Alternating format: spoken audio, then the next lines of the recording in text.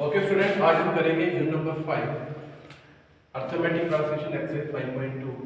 इसमें मैं ऑलरेडी आपको यहाँ पर मैं आपको एपी के बारे में बता बैठा हूँ कि यहाँ पर डिफरेंस, कॉमन डिफरेंस क्या होता है, फर्स्ट टर्म क्या होती है, लास्ट टर्म कैसे निकालते हैं, ये मैंने आपको थोड़ा बताया था। तो आज हम 5.2 पर क्वेश्चन नंबर 4 करेंगे। क्वेश्चन नंबर 4 है which term of the AP 3, 8, 13, 18 is 78 की ये जो हमें एक नीचे एपी दी हुई है, ये जो which term of the AP, कौन सी टर्म है जो एपी की वो 78 है। इसका मतलब क्या हुआ कि देखो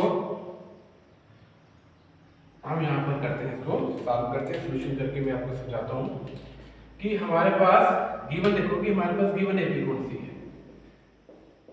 गिवन एपी क्या आ गया हमारे पास 3, 8, 13, 18 और करते करते करते करते हमें दी हुई है 78। फिर A1 देखो क्या है यहाँ पर, here A1 equal to 3, A2 equal to 18, sorry A2 equal to 8, A3 equal to 13 and A4 equal to 18। इसी तरह आगे भी है। अब इस क्वेश्चन का मतलब क्या हुआ, देखो A1 आपको 3 दी है, A2 8 दी है, A3 13 दी है और A4 आपको 18 दी है। इसी तरह अगर हम टर्म को आगे ले जाए तो यहाँ पर हमारे पास एक नंबर आता है A78। तो हमने बताना है कि ये जो A78 है ये कौन सी टर्म है। जैसे A4 पे 18 था, A3 पे ये था, तो ये कौन से A की कौन सी वैल्यू की यहाँ पर ये 78 आता है, तो हमने यहाँ पर इसको बताना है। अब इसमें देखें, इस एपी को आप ध्यान से देखो 3, 8, 13, 18 और लास्ट हमें पूछा है 78। तो इसका मतलब कि हमें nth टर्म ऑलरेडी यहाँ पर दिया है कि जो nth टर्म कितनी है 78 है, तो हमने इसको निकाला है। तो इसको निकालने के लिए हमारे पास ए और डी होना चाहिए। ए ऑलरेडी हमारे पास है, लेकिन हमने क्या करना है, डी को फाइंड करना है। तो डी को कैसे फाइंड करते हैं, जो कॉमन डिफरेंस होता है उसका आपको मैंने फॉर्मूला बताया था कि A2 माइनस A1, तो A2 हो गया 8, A1 हो गया 3 equal to 5, A3 minus A2 13 minus 8 equal to 5। तो यहाँ पर हमने देखा कि जो हमारा डिफरेंस है A2 minus A1 is equal to A3 minus A2 equal to 5 आ रहा है। तो देयरफॉर जो हमारा डिफरेंस है दैट इज 5 आ गया। तो अब हम क्या करेंगे, लेट करेंगे, let the nth term of AP is 78। तो हमने क्या किया, इसको हमने nth टर्म मान लिया। तो अब हम nth टर्म का फार्मूला पाएंगे, वो होता है an equal to a plus n minus 1 into d. This implies an हो गया nth टर्म। तो nth टर्म में यहाँ पर दी थी 78, तो यहाँ पर हम कर देंगे 78 इक्वल टू a हमारे पास है दैट इज 3 प्लस n को हमने ढूंढना है कि नंबर ऑफ टर्म कौन सी टर्म के है। तो n as it is n minus 1, तो d हमारे पास निकला था 5। तो it come 78 equal to 3 plus 5n minus 5। ये 5 अंदर मल्टीप्लाई हो रहा है दोनों के साथ। This implies 78 equal to 3 minus 5. It become minus 2 plus 5 10. This implies 72 minus 2 को हमने ट्रांसपोज किया लेफ्ट हैंड साइड पे, जब माइनस इधर आएगा तो it become plus 72 plus equal to 5 and r इसको मैं लिख सकता हूँ 5 and equal to 80। r and equal to 80 upon 5 और n is equal to 16। Therefore, which term of AP के 78 पूछा, तो हम बोल सकते हैं जो 78 है ये कौन सी टर्म है, 16 टर्म। कौन सी टर्म है, Therefore जो 78 पूछा है is at 16th टर्म। तो इस तरह से आपने क्या करना है, इन क्वेश्चंस को निकालना है। अभी आगे हम देखेंगे सेम क्वेश्चन है इसी तरह, find the number of term in the following. It is same, बिल्कुल सेम क्वेश्चन है, कह रहे हैं कि find the number of term in the following. तो अगेन यहाँ पर क्या है, हमें गिवन एपी हमारे पास ऑलरेडी हमें दी हुई है, तो आपने क्या करना है, गिवन एपी क्या है 7, 13, 19 up to 205.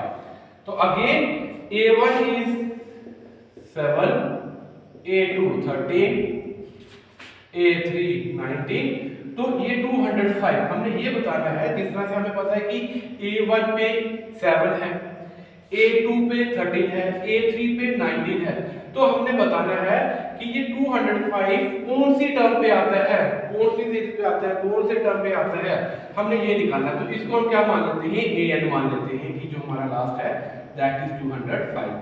आपको पता है कोई कुछ भी निकालने के लिए हमारे पास A और D होना चाहिए। A हमारे पास ऑलरेडी है, तो अब हम क्या निकालेंगे, यहाँ से D निकालेंगे, common difference. Therefore common difference के लिए हम क्या करेंगे, again A2 minus A1 equal to A3 minus A2 होना चाहिए, तो हमारा कॉमन डिफरेंस निकलेगा। तो हम इसकी वैल्यू पुट करते हैं, A2 की value 13 minus 7, A2 minus A1 कितना है 6 आया।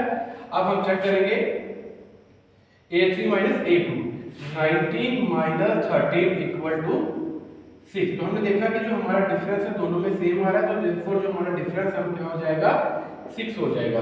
तो अब हमें वापस कौन सा फॉर्म निकाल देना है, AN वाला। Therefore AN equal to A plus N minus 1 into D। तो AN क्या था मेरा 205, तो यहाँ पर आ जाएगा 205 इक्वल टू A की जगह वैल्यू डाल देंगे that is 7 plus N minus N को हमने फाइंड करना है, तो ये ऐसे ही रहेगा इंटू D क्या आ गया 6 आ गया।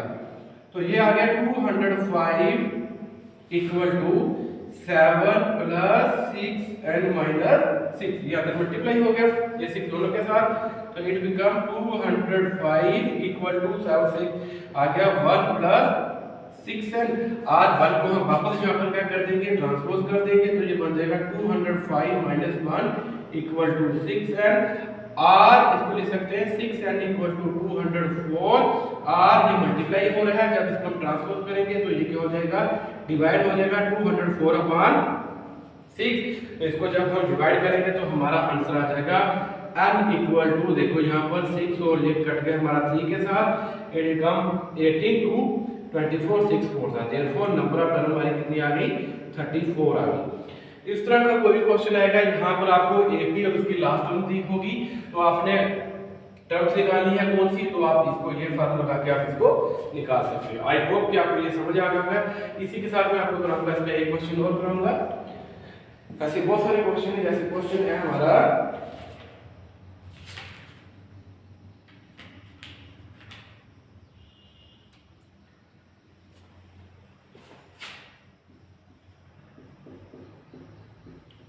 Find 31st term of AP।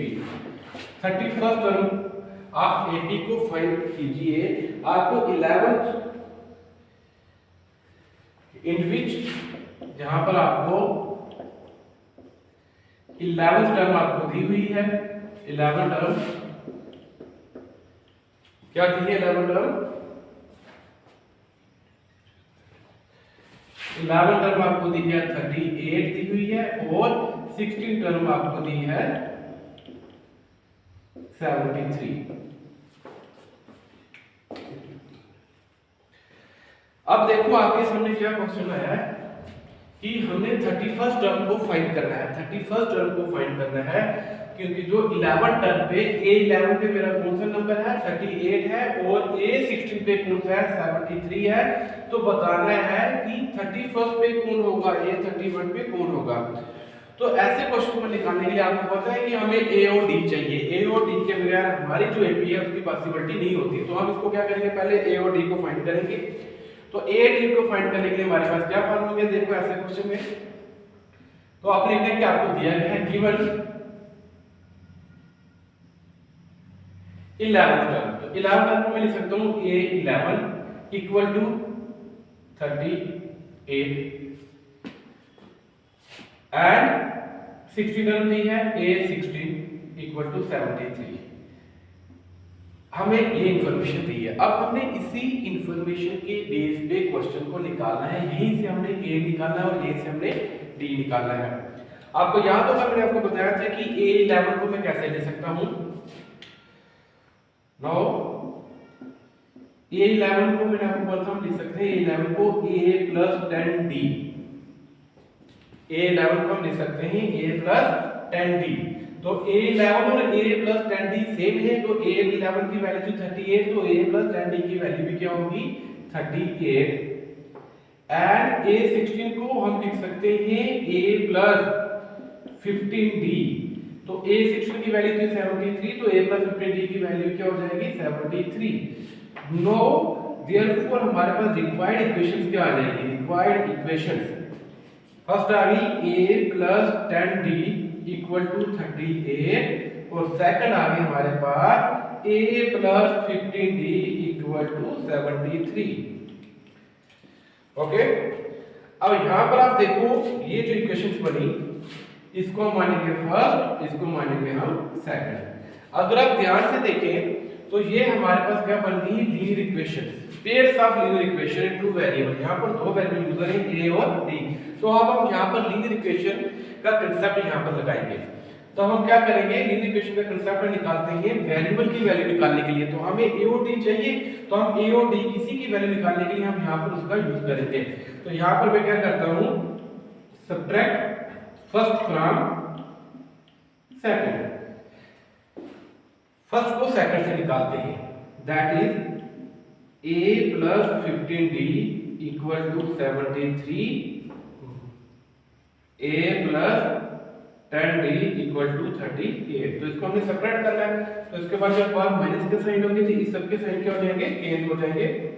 तो ये हमारा बन जाएगा, ये वाला ये बन जाएगा माइनस का, ये भी माइनस का और ये भी माइनस का, नेगेटिव हो गए। तो ये पॉजिटिव और नेगेटिव कट हो जाएंगे, 15 से 10D गए तो इट बिकम 5D। इधर यहां पर हमारा आ जाएगा 13 से 8 गए 5, 35। और हम इसको लिख सकते हैं RD equal to 35 upon 5 equal to 7। ये हमारे पास D की वैल्यू आ गई। अब इस D की वैल्यू को हम क्या करेंगे, सब्स्टिट्यूट करेंगे फर्स्ट या सेकंड में, हम किसी में सब्स्टिट्यूट कर सकते हैं, ये हमारी चॉइस है। Put D equal to 7 in equation first, आप सेकंड में भी कर सकते हो। हमने जब फर्स्ट में पुट किया तो हमारा यहां पर आ गया A प्लस 10D, तो D की वैल्यू क्या निकली थी मेरी यहां पर 7, 10 इंटू 7 इक्वल टू 38। तो ये बन गया, this implies A plus 70 equal to 38 और A इक्वल टू 38 माइनस 70 और A इक्वल टू माइनस 32। तो अब देखो यहाँ पर हमारी A की वैल्यू आ गई माइनस 32। तो जब हमने इसको सब्स्टिट्यूट किया तो हमारे पास A की वैल्यू क्या आ गई माइनस 32। अब देखो इसको मैं सर्कल करूंगा, यहाँ पर देखो मेरे पास इस इक्वेशन में मेरे पास यहाँ पर D की वैल्यू आ गई 7 और यहाँ पर A आ गया मेरे पास 32। अब मेरे पास A भी हो D भी है, here A equal to minus 32 और D इक्वल टू 7। अब हमारे पास A और D है, जब आपके पास फर्स्ट टर्म A आ जाए D आ जाए तो आप कोई भी टर्म निकाल सकते हो। अब हमसे क्या पूछा, 31st टर्म को निकालना है, 31st टर्म ऑफ AP। तो 31st टर्म के लिए हम फार्मूला निकाल देंगे, A31 निकालना है। तो as you know that A31 को हम लिख सकते हैं A plus 30D, A plus 30D, A plus 30D। अब जो जो वैल्यू है A और D की वो हम किस में पुट कर देते हैं, A की वैल्यू थी माइनस 32, तो A की जगह हमने लिख दिया minus 32 plus 30 into D, D की वैल्यू 7 तो इंटू 7, तो ये बन गया माइनस 32 प्लस 210। अब हम इसको सब्ट्रैक्ट करेंगे तो फाइनल आंसर हमारा आ जाएगा 10 से 2 गए 8, 178। देयरफॉर A31 पे कौन था 178 है। ओके माय डियर, इसी तरह आपने क्वेश्चंस को निकालना है, प्रैक्टिस करनी है। और भी ऐसे क्वेश्चन है बुक में जो आप निकालोगे तो आपको आराम से हो जाएगा। एपी की प्रैक्टिस करते रहिए और उसको आगे करते रहिए। Good day, nice day, great day to all of you.